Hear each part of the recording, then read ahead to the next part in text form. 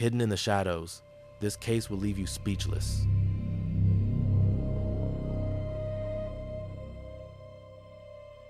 Between 1968 and 1969, Northern California was gripped by fear. A series of brutal murders shocked the region, and the killer didn't hide in the shadows.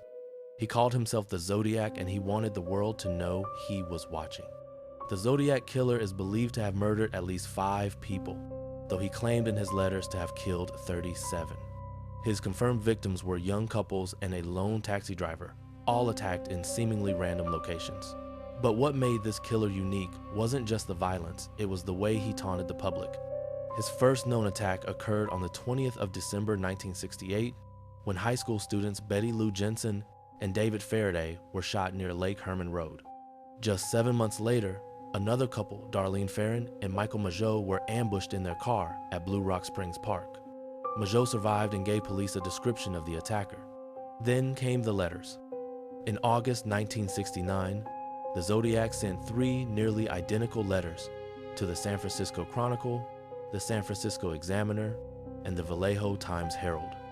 Each contained 1/3 of a cryptogram, a cipher he claimed would reveal his identity. He demanded the papers publish the letters or he would kill again. The ciphers were filled with symbols, strange spellings, and chilling messages. One read, "I like killing people because it is so much fun." The Zodiac symbol, a circle with a cross through it, became infamous. He signed his letters with it and often included details only the killer would know. He even called the police after one attack, calmly reporting the crime and hanging up.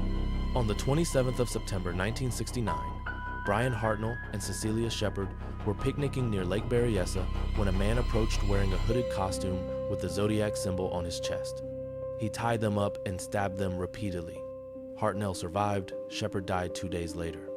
Just 2 weeks later, on the 11th of October 1969, cab driver Paul Stein was shot in the head in San Francisco's Presidio Heights. The killer wiped down the cab and escaped, but not before being seen by 3 witnesses. A police sketch was made, but the killer vanished. The Zodiac continued sending letters for years. Some included threats to bomb school buses. Others mocked investigators. One letter contained a cipher that remained unsolved for over 50 years until amateur cryptographers cracked it in 2020. It read, "I am not afraid of the gas chamber because it will send me to paradise all the sooner." Despite investigating over 2,500 suspects, police never identified the Zodiac. The most prominent suspect was Arthur Lee Allen, a convicted child molester with circumstantial ties to the case. But DNA evidence never confirmed his involvement. In 2021, a group of independent investigators known as the Case Breakers claimed the Zodiac was Gary Francis Poste, a deceased man with alleged forensic and photographic links to the crimes. The FBI, however, did not confirm this theory, and the case remains officially unsolved.